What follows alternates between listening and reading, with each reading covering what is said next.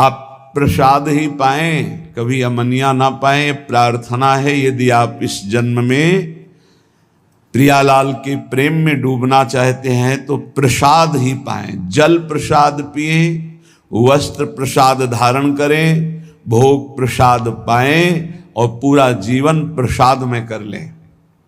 प्रसादे सर्व दुखानाम हानिरस्योपजायत। मान जाओ, मान जाओ। अमनिया को जहर की तरह देखो। अमनिया पाना हो तो जैसे जहर नहीं पाते ऐसे नहीं पाएंगे, कुछ भी अमनिया नहीं पाएंगे। बिना अपने पिया प्रीतम को अर्पित किए कुछ नहीं पाएंगे। नियम ले लो, नियम नेम से ही प्रेम का प्रादुर्भाव होता है। हमारी प्रिया जो जहां विराजमान नहीं है वहां नहीं। हम ऐसे श्याम सुंदर को नहीं पहचानते जिनके पार्श्व में प्रिया जो नहीं है। मनोमृणाल भूषण भूषित भुज श्याम अंश पर डारी। हम वृंदावन वासी नित्य विहार उपासी श्री जी से लालजू को पहचानते हैं। श्री जी नहीं तो हम लालजू को नहीं पहचानते। और ऐसा कभी नहीं हो सकता कि श्री जी अकेली हों। हमारी श्री जी वही होंगी जहां लालजू हैं, या लालजू वही होंगे जहां हमारी श्री जी। एक पल के लिए जुगल जोरी कभी बिछुड़ती नहीं है। यहां एक पल के लिए भी रही न सकत पल पलकन अंतर। जैसे जलते मीन, जैसे प्रिया प्रीतम के बिना, प्रीतम प्रिया के बिना नहीं, ऐसे सखी प्रिया प्रीतम के बिना नहीं। मात्र प्रसाद दर्शन से पाप नष्ट होते हैं। जैसे लालजू का प्रसाद जहां केवल प्रभु विराजमान हैं, अपने लोगों को दिया जाए तो अपने माथा रखकर प्रणाम करेंगे, परिक्रमा करेंगे उसको, लेकिन हम चखेंगे नहीं। चखेंगे तभी जब प्रियाजू विराजमान होंगी। प्रियाजू अगर नहीं है तो हम नहीं चखेंगे। ये हम प्रियाजू की दासी हैं। अपनी स्वामिनी के बिना हम उच्छिष्ट नहीं पा सकते किसी का।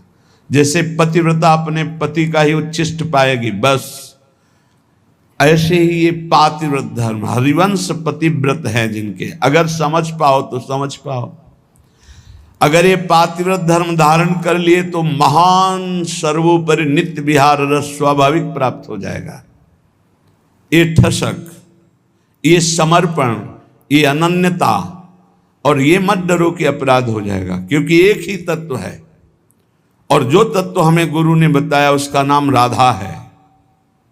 हम श्री राधा जुग चरण निवास, बस सबकी उपासना हो गई। डरने की कहीं कोई विषय नहीं कि कहीं अपराध न बन जाए। पहले बताया मस्तक रखकर प्रणाम करो, और भाव बढ़े प्रसाद की परिक्रमा कर लो, पर हमारे कंठ के नीचे जाएगा प्रसाद तो जब तक लाडली जू ने नहीं पाया तब तक नहीं जाएगा। अगर प्रियाजू पार्श्व में नहीं विराजमान तो वो प्रसाद हम लेंगे, हृदय से धारण कराएंगे, पर हम चखेंगे वही जब प्रियाजू। यह दिव्य प्रसाद प्रिया पिय को, यह अनन्यता है हमारे प्रिया प्रीतम के प्रेम रस की। दर्शत ही मनमोद बढ़ावत, परशत पाप हरत ही को। कभी राधा वल्लभ जी, बाक्य बिहारी जी, राधा रमन जी अपने प्रिया प्रीतम का घर में जो भोग लगाते, एक दाना भी प्रसाद का अपमानित नहीं होना चाहिए। प्रसाद को जो भोग लगा हुआ है, हम जैसे कभी किसी को तो प्रसाद अलग कर देते हैं, दृष्टि का दिखाया हुआ भले दे, प्रसाद उसी को देंगे जो एक एक कण प्रसाद का आदर सहित पाए। थाली में थोड़ा जल डाल के धो के उसे पी ले। प्रसाद का एक कण भी ऐसा नहीं कि थोड़ा पाया और फिर डस्टबिन में फेंक दिया, महत अपराध।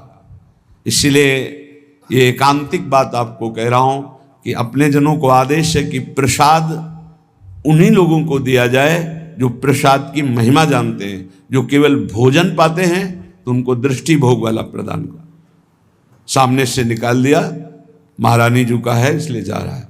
उच्छिष्ट जो हम पर्दा लगा के भोग लगाते हैं वो उतने में ही मिलाया जाएगा जो प्रसाद का महत्व जानते हैं। और समस्त उपासकों से प्रार्थना है उतना ही प्रसाद जिसको आप चाट कर पा जाएं, एक भी दाना पत्तल में या आपके पात्र में बचना नहीं चाहिए। अगर उच्छिष्ट आपने अपमानित किया, डस्टबिन में फेंक दिया, तो तुम्हारी उपासना गई। कुछ हृदय में नहीं, केवल खाओ पियो शरीर सजाओ, मान लो हमारी प्रार्थना। हमने गुरुजनों को देखा, महापुरुषों, एक अगर महाप्रसाद का दाना नीचे गिर गया तो उसे उठा के मुख में पाया और फिर हाथ धोकर वहां ऐसे करके ऐसे लगाया। प्रसाद की महिमा, प्रसाद को देखते ही आसन से उठ खड़े हो जाना चाहिए। अगर बैठे प्रसाद है, खड़े हो गए, प्रणाम किया, 4 परिक्रमा की, तो कह रहे हैं इतने मात्र से ही उसके सारे पाप भस्म हो जाते हैं। दर्शत ही मन मोद बढ़ावत, परसत पाप हरत ही को। हृदय को निर्मल करके, निष्पाप करके मोद आनंद बढ़ाता है प्रसाद। यह दिव्य प्रसाद प्रिया पिय को। और प्रसाद पाने वाले का शरीर छूटे तो प्रभु को प्राप्त होता है। मान लो हमारी अंतिम समय भगवत स्मृति लोप हो गई है, दुख के कारण इतना भीषण पीड़ा है, हमारे उदर में सदैव प्रसाद रहा, इसलिए भगवत प्राप्ति होगी। इसीलिए कहा है अगर आप बाहर भी हैं और आपको जल पीना है या कुछ भी पाना है तो एक क्षण हाथ में लेकर प्रभु का ध्यान कीजिए, अपने इष्ट देव का। जय राधा वल्लभ लाल की, जय हरिवंश महाप्रभु की, जय गुरुदेव भगवान की। प्रभु आप हृदय मंदिर में विराजमान हो, भले मैं नहीं देख पा रहा हूं, आप ये भोग आरोग्य जय हो। और बस पाने प्रभु को अर्पित कर दे। ये उस समय की बात है जब आपके पास समय नहीं, कहीं ऐसी यात्रा में है, ठाकुर जी पास नहीं है, तो ऐसा। अगर घर में है तो सांगो पांग भोग लगा करके ही प्रसाद पाए। और एक उपाय बताया है कि जैसे आप कहीं बाहर जा रहे हैं तो आप राधा वल्लभ जी का भोग लगा लीजिए, किशमिश का, काजू आदि का, और रख लिया, एक किशमिश डाल दी, पहले अमनिया को अर्पित किया और फिर एक किशमिश डाल दी, पूरी थाल प्रसाद हो गई। पर उतने में ही डालिए जितना पाना है, जितना थाल में है एक दाना भी नहीं बचना चाहिए। पावत परम प्रेम उपजावत, भूलवत भाव पुरुष तिय को। यह दिव्य प्रसाद प्रिया पिय को। जो बड़े भाव से पाते हैं, ये देखा है। ये जरा पूड़ी लाना, ये कचौड़ी लाना, ये नहीं, ये नहीं, ये नहीं, ये नहीं, ये डालो, ये नहीं। आप पदार्थ पा रहे हो, प्रसाद नहीं पा रहे हो। प्रसाद अगर है तो उसमें पूड़ी कचौड़ी अमुक पदार्थ, ये भाव नहीं, प्रसाद भाव। जितना आपको लगता है थोड़ा ले लीजिए, पा लीजिए, फिर आपका शरीर रोगी है, जो आपको अनुकूल लगे वो भोग लगा लीजिए। अगर महल से प्रसाद आता है उसमें भेद बुद्धि ना करे, ना अन्न बुद्धि करे, ना कोई पदार्थ बुद्धि करे, केवल प्रसाद बुद्धि, तो कह रहे पावत परम प्रेम उपजावत। पाते ही हृदय में प्रेम का प्रादुर्भाव होता है। भूलवत भाव पुरुष तिय को। कितना बड़ा प्रसाद का प्रभाव कि देह भाव का त्याग हो जाएगा। मैं स्त्री हूं, मैं पुरुष हूं, इस भाव का विस्मरण हो जाएगा। कितनी अद्भुत महिमा। जो वेदांत चिंतन करते करते वर्षों हो जाते हैं और देह भाव नहीं भूलते, वो हमारे प्रिया प्रीतम के प्रसाद में इतनी सामर्थ्य है।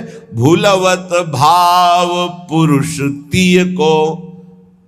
मैं स्त्री हूं, मैं पुरुष हूं, ये भाव विस्मरण करा के मैं श्री जी की हूं, मैं प्रिया सहचरी हूं, ऐसी ठसक आने लगती। भगवत रसिक भाव तो भूषण, तिहि छिन होत जुगल जिय को। यह दिव्य प्रसाद प्रिया पिय को। ये प्रसाद पाने वाले साधक पर श्री प्रिया प्रीतम इतने रीझ जाते हैं कि उसे अपना हार बना लेते हैं, अपना हृदय हार बना लेते, अर्थात बहुत प्यार करते हैं। ये मेरा इतना अनन्य है, मेरे सिवा कोई और पदार्थ पा नहीं सकता जो मेरा उच्छिष्ट नहीं। बस ये हमने गुरुजनों में देखा है, पूर्ण निष्ठा, पूर्ण परिपक्व भाव। ये देखा, भूखे रहने पर भी, कष्ट में शरीर है फिर भी, सुविधा है पर नहीं पाया, और भगवत अवतारों का भोग लगा हुआ नहीं पाया। अपनी प्रियाजू को 2 केला खरीद के भोग लगा के फिर दंडवती प्रारंभ की। तब ये लगा, निष्ठा तो रसिक महापुरुषों के समीप रहने से ही पता चलती है। अपने प्रिया प्रीतम का प्रसाद, एक बार एक बहुत माननीय जगत पूजनी की जगह से प्रसाद आया,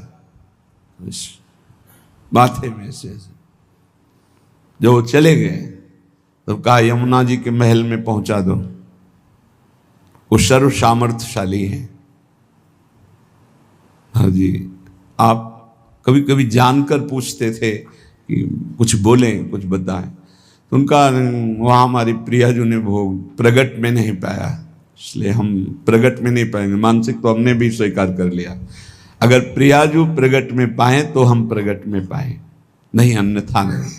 ऐसा ही हुआ पूज्य श्री रूपलाल गोस्वामी जी, जिनका पीछे चरित्र भी सुना और पूजन भी हुआ था।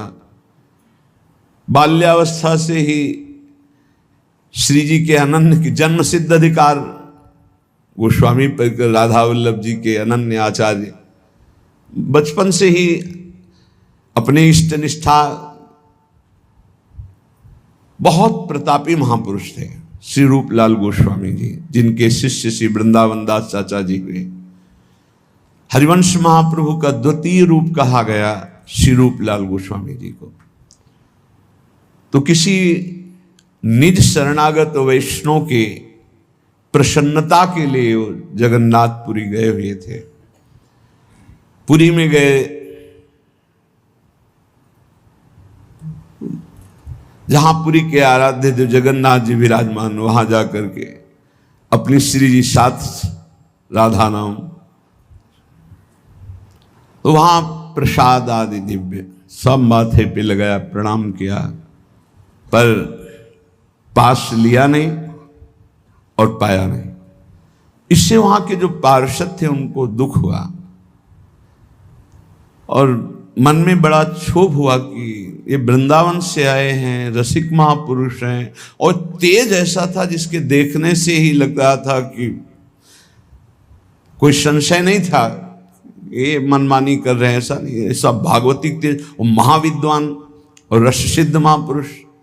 तो राजा के पास शिकायत की गई, जो जगन्नाथपुरी के राजा, कि ये ऐसे महापुरुष आए हैं जो जगन्नाथ जी का प्रसाद पाया नहीं, स्वीकार नहीं किया, प्रणाम कर लिया। तो उन्होंने कहा कि मुझे पता है ये रस नित्य विहार उपासना के आचार्य हैं, कोई साधारण पुरुष नहीं, आप लोग कोई ऐसे शब्द मत बोलना, इस विषय की जानकारी स्वयं जगन्नाथ जी से की जाए। तो वहाँ की पद्धति थी कि रात्रि में जगन्नाथ जी के समीप सुला दिया जाता था। जगन्नाथ जी उसे स्वप्न में आदेश कर देते थे। ये पूर्व से चला रहा था, किसी विशेष रहस्यमय प्रसंग का प्रकाशन करने के लिए ये प्रक्रिया की जाती थी। ऐसा ही किया गया, प्रश्न रखा गया कि इन्होंने प्रसाद क्यों नहीं लिया, यदि महापुरुष हैं तो भगवत प्रसाद का ये इस तरह से ऐसा कि ना पाना, ना हाथ में लेना, प्रणाम मात्र कर लेना। तो जगन्नाथ जी रात्रि में प्रकट हुए। श्री द्वारिकाधीश श्री कृष्णचंद्र जी ही तो जगन्नाथ हैं, पार्श्व में बलराम जी और सुभद्रा जी। और ये दशा हुई है ब्रज की प्रेम लीला सुनने पर, जो प्रेम विगलित रूप जगन्नाथ जी का है। तब उन्होंने कहा कि हमारी प्यारी जू की ठसक में उनका उच्छिष्ट पाने वाले जन हैं जिनकी हम अधीनता स्वीकार किए हुए हैं, जिनके अधरामृत का पान करने के लिए हम भी याचना करते हैं, इसलिए इनके ऊपर हमारा कोई शासन नहीं, इनके ऊपर कोई हमारा विधान नहीं। ये प्यारी जो कि निज सहचरी हैं, इसलिए किसी भी तरह से कोई अपराध मत कर देना इनके प्रति भाव बिगाड़ करके। वो राजा को बताया कि स्वप्न में जगन्नाथ जी आए थे, ऐसा ऐसा। ये जो हमारे वृंदावन नित्य विहार रस की उपासना का एकांतिक प्रेम है, इसको हृदय में देखो। जब प्रेम की प्रबलता होती है तो अनन्यता अपना रंग लाती है।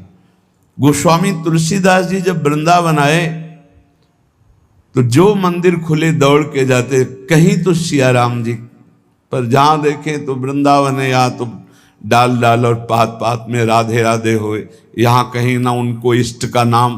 क्योंकि जगत में कहीं भी जाओ तो गांव गांव में भैया राम राम जय सिया राम, गांव में एक दूसरे से मिलने में यही होता है, राम राम। इतना तो यहाँ पूरे वृंदावन में डोल लिए, एक बार भी नाम ना सुना, एक जगह भी कहीं रूप ना दिखाई दिया, व्याकुल हो गए। कैसा देश है यहाँ, एक एक पत्ते से भी राधा राधा राधा राधा।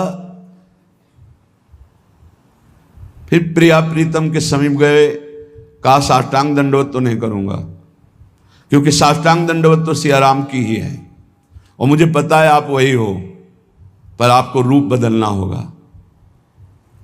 तो भगवान की बंसी अंतर्ध्यान हो गई, अपने भक्त के लिए सारंग धनुष धारण कर लिया, प्रियाजू श्रियाजू के रूप में प्रकाशित हो गई, क्योंकि इन्हीं से सब प्रकाशित है। तो साष्टांग दंडवत किया, का बलिहार आपकी। ये क्या था? क्या गोस्वामी जी नहीं जानते? तत्व ज्ञान नहीं है क्या गोस्वामी जी को? वो तो कह रहे जड़ चेतन जग जीव जत सकल राम मैं जाने, सब में मेरे प्रभु। तो साष्टांग दंडवत करके मौन हो जाते? नहीं, प्रेम जिस रूप से प्यार होता है उसी में पूर्ण समर्पण होता है, उसी में होता है। एक राम घनश्याम हित चातक तुलसीदास बलिहारी है। ऐसे ही श्यामा श्याम के जो रसिक अनन्य उपासक है ना, जे अवतार कदम्ब भजत हैं धरि दृढ़ व्रत जो हिये, तेवु उमग तजत मर्यादा बन बिहार रस पिए, रहो को काहू मन दिए, मेरे प्राणनाथ श्री श्यामा शपथ करो तृण छिए। भगवान बहुत अवतार लेके, बहुत लीला, बहुत भक्ति मार्ग, बहुत ज्ञान मार्ग, बहुत सब साधना मार्ग हमको प्रियाजू ने चयन किया, नित्य विहार रस का उपासना मार्ग। अब हमको अनन्य हो, क्योंकि हमने चयन नहीं किया, हमें पता नहीं था, अपने लोगों को प्रियाजू ने चयन किया। अब ऐसी करुणामयी स्वामिनी की अनन्यता की ठसक हृदय में, तो भगवत रसिक भाव तो भूषण, ये हृदय हार बन जाते हैं, ये हृदय हार बना लेते हैं। हर समय प्रियालाल की समीपता का अनुभव, पर अनन्यता। बार बार हम आपसे प्रार्थना कर रहे हैं, साधना का सार है अनन्यता। गीता जी में भगवान ने अनन्य अनन्य अनन्य बार बार कई जगह कहा, अनन्य चिंतयन्तो माम अनन्य चेता सततम। बस अनन्य हो जाओ मेरे। हरिवंश महाप्रभु ये देख रहे हैं कि प्रिया प्रीतम हमारे हृदय के हार बने हुए। कब? जब अनन्यता ये दिखा रहे हैं। मोहन लाल के रंग राची, महाप्रभु कह रहे मेरे ख्याल परो जिनको बात दसो दिस माची, मोहन लाल के रंग राची। कंत अनंत करो जो को बात कहो सुन साची, या जी जाओ भले सिर ऊपर हाँ प्रकट हुए नाची, मोहन लाल के रंग राची। अब चाहे गर्दन उतर जाए, चाहे प्राण निकल जाए, अब अपने मोहन लाल जिस रंग में रंगे हुए हैं, अर्थात प्रिया रंग में, मैं उसी रंग में हूं। तो इसका परिणाम क्या मिला? तो बोले जागृत शयन रहे तो रूपर, मणिकंचन ज्यों पाची। जैसी हरिवंश डरो काके डर, होनाहिन मत काची, मोहन लाल के रंग राची। आप किससे डरना? किससे डरना? कोई कच्ची मती वाला हूं कि डर जाऊंगा? नहीं, मोहनलाल के रंगराजी। तो जागृत शयन रहत उर ऊपर, हृदय में इधर प्रिया प्रीतम, ये हार बने हुए हैं दोनों। मणिकंचन जो पाचे, ये अनन्यता। पावत परम प्रेम उपजावत, भूलवत भाव पुरुष तिय को, भगवत रसिक भाव तो भूषण, तीछिन होत जुगल जी को। यह दिव्य प्रसाद प्रिया पिय को। उपासक प्रसाद निष्ठ हो और हृदय से आराध्य देव के प्रति समर्पित हो, कोई चिंता की बात नहीं। प्रार्थना है, जीवन में उतार चढ़ाव आता रहता है, जीवन में विपत्ति संपत्ति के योग बनते रहते हैं, जीवन में मिलन बिछुड़न के योग बनते रहते हैं, समीपता दूरी का योग बनता रहता है। लेकिन हमारी अनन्यता, हमारी निष्ठा में फर्क नहीं, तो निश्चित निश्चित वो वस्तु प्राप्त होगी जो किसी साधना से नहीं होती। कभी कभी ऐसा भी अनुभव होता है कि प्रभु हैं भी कि नहीं है। कभी कभी ऐसा भी अनुभव होता है कि इतना भजन किया, उसका क्या लाभ मिला। बार बार विपत्ति, बार बार समस्याएं, बार बार तिरस्कार, अपमान, ये धूल भरी आंधी माया की है। आंखें तुम्हारी देखने में समर्थ नहीं हो पाएंगी धूल भरी माया में, पर आंख मूंद कर विश्वास करो, कोई तुम्हें अपनी भुजाओं में भरे हुए है, तुम्हें धूल भरी आंधी नहीं ले जा पाएगी। तुम इष्ट की कृपा पात्र हो, इसलिए धैर्य पूर्वक जैसी आज्ञा आचार्य की, शास्त्र की, गुरुजनों की, आंख मूंद के करो, मंगल होगा। विचार करने की जरूरत नहीं। गुरुजनों की आज्ञा पर विचार नहीं किया जाता, बिना ही विचार करी शुभ जानी। तो जो हमारे आचार्य कह रहे हैं, इष्ट निष्ठा, प्रसाद निष्ठा, नाम निष्ठा, धाम निष्ठा, ये सब परम पद प्रदान करने वाले हैं। कल चर्चा में आखिरी में कहा, तुम्हें विश्वास है कि तुम्हें भगवत प्राप्ति होगी। तो पहली बार में कम, फिर दूसरी बार में ज्यादा, फिर काफी लोग नहीं थे जो अंदर से उत्साह पूर्वक बोल सके। इसका चिंतन हुआ हमें कि क्यों नहीं बोल पा रहे।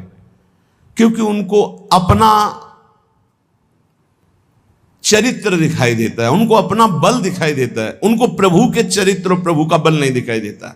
अपने बल से, अपने चरित्र से कोई महान नहीं हो सकता। आप समझ लीजिए, अगर कोई महान हुआ है तो उनके चरित्र गायन से हुआ है, उनके चरित्र चिंतन से और उनके बल से हुआ है। भाई मेरी बात समझो, मेरे बल से वृंदावन रानी जिनकी चरण कृपाते पाई, इस बात को समझो। आप में बल नहीं है, आप ऐसे पावन नहीं है कि प्रिया प्रीतम का स्पर्श कर सके, लेकिन उनका पावन प्रसाद, उनका पावन चरित्र, उनका पावन धाम, उनका पावन नाम, उनकी पावन उपासना हमको प्राप्त हो गई। हमें उधर देखना है, उधर उनकी कृपा, तभी तुम गर्व से कहोगे हाँ हमें भगवत प्राप्ति होगी। नहीं तो तुम ऐसे निराश हो जाओगे, उदास हो जाओगे। हाँ ये तो बचपन से लगे इसलिए कह रहे हैं कि हमें भगवत, मुझे कहाँ होंगी, मैं तो विषयों में फंसा हूं। नहीं नहीं नहीं, बार बार आपका उत्साह बढ़ाने के लिए कह रहे हैं हम। सोचो तुम्हें भगवत प्राप्ति हो जाएगी, क्योंकि तुम प्रसाद भोक्ता हो, तुम नाम जापक हो, तुम भगवत शरणागत हो, तुम धाम में बैठे हो। विश्वास करो। बिल्कुल सरल उदाहरण, इसको केवल दिमाग में बैठा लो। दो महात्मा भजन कर रहे थे, एक बट वृक्ष के नीचे, एक पीपल वृक्ष के नीचे। नारद जी निकले तो बट वृक्ष वाले ने साष्टांग दंडवत किया, महाराज आप तो कभी कभी भगवान वैकुंठनाथ के समीप जाते, मैं उनका दास हूं, कभी स्मृति दिलाना और पूछना कि अमुक जगह बट वृक्ष के नीचे जो महात्मा भजन करते हैं उनको आप कब दर्शन दोगे। ठीक ऐसा ही प्रश्न पीपल वृक्ष के नीचे भजन करने वाले महात्मा ने किया। देवर्षि नारद जी कुछ समय बाद वैकुंठ के दर्शन करके, वैकुंठनाथ से संभाषण करके वापस लौटे तो पहले पीपल वाले मिले। देखते ही साष्टांग दंडवत किया। इतने में बट वृक्ष वाले महात्मा ने भी देखा, समीप आ गए। दोनों ने एक साथ पूछा भगवान ने क्या कहा। तो बट वृक्ष वाले की तरफ देखा और कहा तुम्हें भगवान इसी जन्म में मिलेंगे। पीपल वृक्ष वाले महात्मा से कहा कि तुम्हें भगवान ने कहा है कि जितने पीपल के पत्ते इतनी बार जन्म लेना पड़ेगा तब तुम्हें भगवत साक्षात्कार होगा। वो नाच पड़े। बट वृक्ष वाले नहीं नाचे, पीपल वृक्ष वाले नाच पड़े, रोने लगे और कहा भगवान मुझे जानते कि मैं उनका भजन कर रहा हूं, भगवान मुझे जानते। इतना आनंद मगन हुए, इतना आर्त भाव से, हे करुणा वरुणालय, हे मेरे प्रीतम, वहीं भगवान प्रकट हो गए। उसी क्षण भगवान ने सबसे पहले हृदय से लगाया पीपल वृक्ष वाले महात्मा को। देवर्षि नारद जी ने प्रभु से कहा आपने हमें झूठा साबित कर दिया। क्यों? आप ही की खबर तो बता रहे थे, आपने कहा था पीपल पत्ते वाले को, जो पीपल जितने पत्ते उतना जन्म लेना पड़ेगा, और आप तो अभी दर्शन दे दिए। इनको बोले थे इसी जन्म में, तो चलो इसी जन्म में, समय तो निश्चित नहीं किया था, इनका तो सही हो गया, और इनके लिए आपने कहा था तो झूठा हो गया। बोले जो कई जन्म में भाव आना था, जैसे भजन कर रहे थे, वो भाव अभी आ गया, इसलिए अभी मिल गए, पूरा हो गया। आप समझो इस दृष्टांत से यदि हम उत्साह संपन्न हो जाए, मुझे भगवान मिलेंगे, इसी जन्म में प्रिया प्रीतम मिलेंगे, निश्चित मिलेंगे। सोचने में क्या जाता है? बोले सोचने से हो जाएगा। इस सिद्ध पुरुष लाल स्वामी हमें गंगा किनारे एक मिले थे, जिनकी खेचरी मुद्रा सिद्ध थी। रात्रि में 10 बजे जब उनसे मिलने के लिए टाइम मिला, उन्होंने टाइम दिया, गए। अकेले थे वो, सदैव एकांत साधन में लगे रहते थे। कुछ चर्चा हुई, तब उन्होंने कहा बेटा नई अवस्था थी, जैसा बनना है वैसा सोचो, जैसा सोचोगे वैसा बन जाओगे। इस सूत्र डायरी में लिखा हुआ है। अगर आप सोचोगे ना मुझे प्रियालाल मिलेंगे मिलेंगे, प्रियालाल मिलेंगे, पक्का मिलेंगे। इसलिए रोज उत्साह बढ़ाता हूं आपका। आप सोचिए कि आपको प्रभु मिलेंगे। देखो धाम की इतनी कृपा है, प्रभु मिलेंगे आपको। नाम की इतनी कृपा है, प्रभु मिलेंगे। अरे कुछ नहीं, हमारी स्वामी जी बड़े करुणामयी, युगल सरकार मिलेंगे। ये बार बार आपके दिमाग में हम डाल रहे हैं, उत्साह वर्धन कर रहे हैं कि आपकी सोच में आने लगे कि वैसे तो हमारा उत्साह नहीं, लेकिन संत कह रहे हैं, गुरुजन कह रहे हैं, शास्त्र कह रहे हैं, तो हम मिल जाएंगे, हमको भी मिल जाएंगे, निश्चित प्रभु मिल जाएंगे। बस ये बात आना महामंगल शुरुआत हो गई। ये बात आना महामंगल की नींव पड़ गई। हमारी बात मान लो। अरे बोले कल सोचने से प्रभु मिल जाए, पक्का केवल सोचने से मिल जाएंगे। पुत्र के बहाने नारायण तो परम पद मिल गया, आप धोखे में मत रहिए। प्रिया प्रीतम का नाम, प्रिया प्रीतम का धाम, प्रिया प्रीतम का रूप, प्रिया प्रीतम की लीला, ये निश्चित भगवत प्राप्ति कराती है। श्रीपाद प्रबोधानंद जी महाराज कह रहे बहुत ध्यान से सुनना, तो तुम्हें और पुष्टता हो जाएगी हमारी बात जो अभी कही। कह रहे कि राधा कृष्ण विचित्र मनमथ कला नंदा चमत कुर्वते, यस्मिन् सौख्य चमत्कृति परतरा यत्र दीक्षादितः,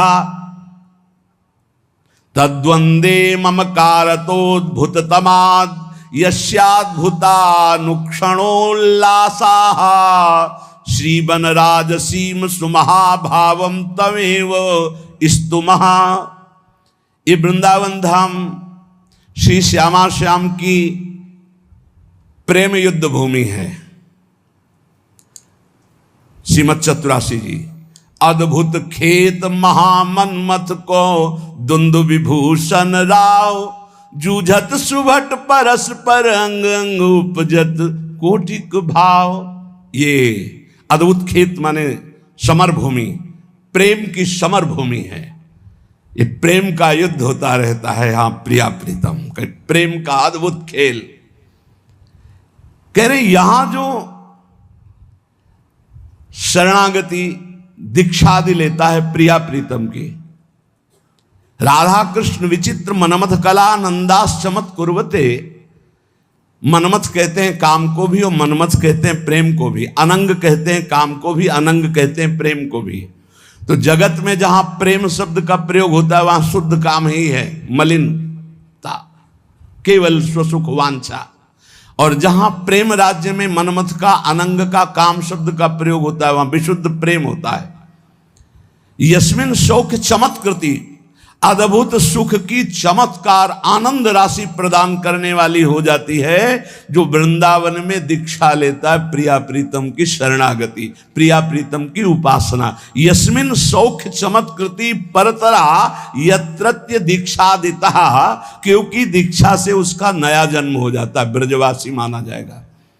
एक होता है मां के गर्भ से जन्म लेना, एक होता है गुरु के द्वारा नाद से जन्म होना। एक बिंदु से जन्म माना गया माता पिता के, और एक गुरु के नाद से जन्म माना जाता है। ये नई दीक्षा जो हुई, ये नया जन्म हमारा है। शिक्षा दीक्षा सांसारिक तो बहुत हो गई, ये जो प्रिया प्रीतम की शरणागति है, हम शुद्ध ब्रजवासी हो गए दीक्षा मात्र से। ये नया जन्म, विश्वास, देखो सारा खेल विश्वास का है। पीछे प्रसंग सुनाया चतुर्भुजदास जी की कथा में, एक जमींदार के यहां से चोरी करके, बहुत प्रवीण था, वो कोई साथी नहीं रखता था, अकेले ही चुरा लेता था। एक जहां हमारा पहले गुरु आश्रम था, वहां एक थे, वो 20 टार्च रखते थे, और इसका रहस्य कोई जानता नहीं था। अलग अलग छतों पे अलग अलग जगह से टार्च ऐसे लगाते, जिससे लगता कि 20 लोग हैं, वो अकेले डकैती डाल के ले जाते थे। बड़े प्रवीण थे। जब वो मारे गए थे तो गंगा स्नान करके जा ही रहे थे, तो 50 लोग, जैसे किसी पशु को घेरा जाता है, ऐसे घेर के उनको, तो ऐसे उनके पीछे आदमी लगे। चतुर्भुजदास जी कथा कह रहे थे, तो भाग करके उन्होंने सोचा यहां बच सकते हैं, तो भक्तों के बीच में बैठ गए। राज कर्मचारियों ने सोचा कि यहां चोर क्यों बैठेगा, तो उन्होंने सत्संग में कोई विघ्न ना पड़े इसलिए दूर से ही चले गए, पर वो मिला नहीं। उस समय प्रसंग चल रहा था, चतुर्भुजदास जी कह रहे थे जो श्यामा श्याम की शरणागति लेता है, दीक्षा लेता है, उसका नया जन्म होता है, पूर्व के सारे पाप नष्ट हो जाते हैं। ज्यादा पकड़ हुई नहीं, यही शब्द पकड़ पाए। सत्संग समाप्त हुआ, पास गए, कहा दंडवत महाराज, हम चोर हैं, सैकड़ों कत्ल किए, चोरी किए, डकैती किए, हमें दीक्षा दोगे? चतुर्भुजदास जी ने देखा कि इतनी सच्चाई से बता रहा है, हाँ क्यों नहीं, तुम्हें भी दीक्षा में, तो क्या हमारे सारे पाप नष्ट हो जाएंगे पूर्व जन्म के? हाँ पक्का, मेरा नया जन्म माना जाएगा, पक्का।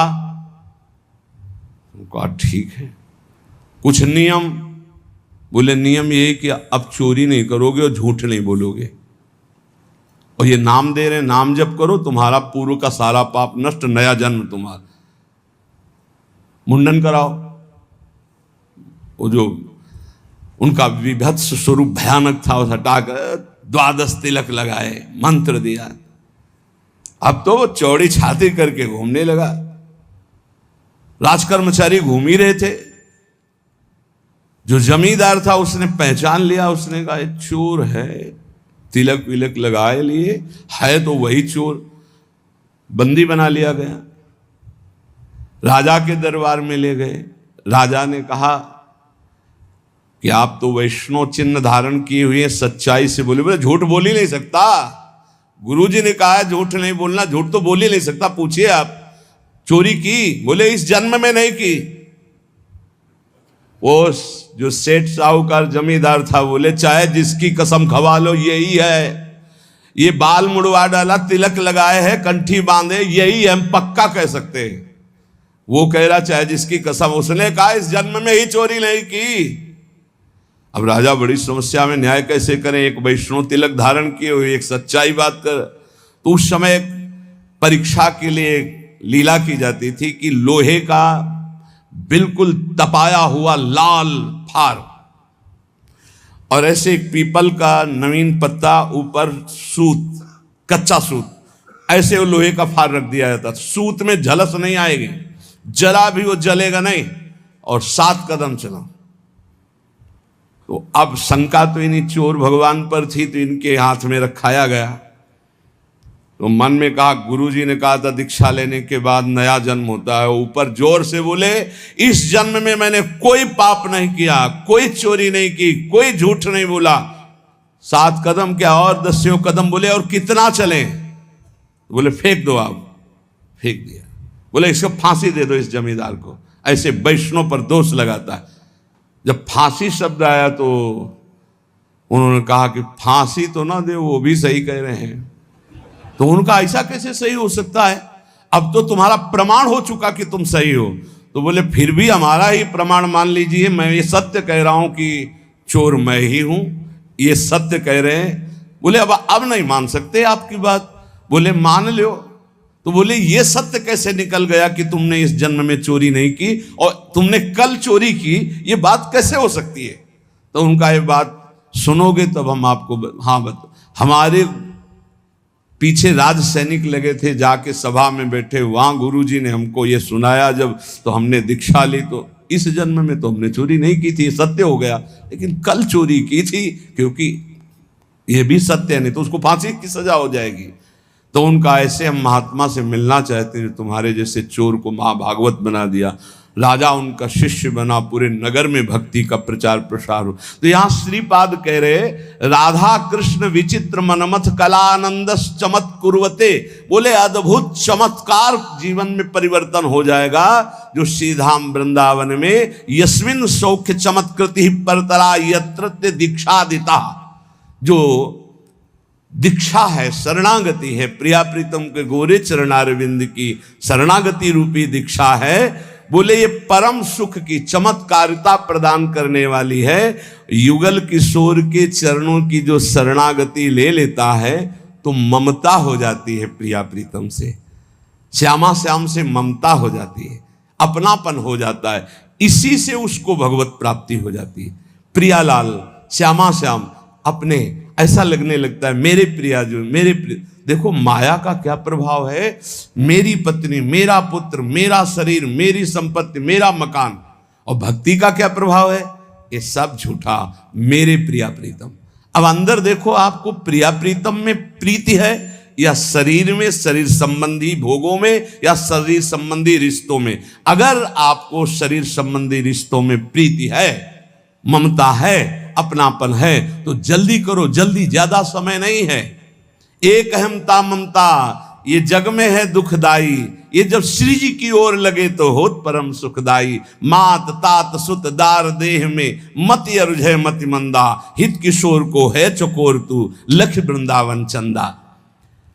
जो ममता बुद्धि प्रिया प्रीतम में प्रतिक्षण उल्लास पूर्वक होती है, वही भगवत प्राप्ति करा देती। दीक्षा लिया और ये ठसक आ गई, हमारे इष्ट श्यामा जो नवल किशोर उपासना, जुगल मंत्र को जाप, जुगल मंत्र को जाप, इष्ट श्यामा महारानी, श्री वृंदावन धाम इष्ट श्यामा महारानी, ये ठसक आ जाती है, हमारी प्रिया जो, हमारी लाडली जो, बस इसी से परम पद की प्राप्ति होती है।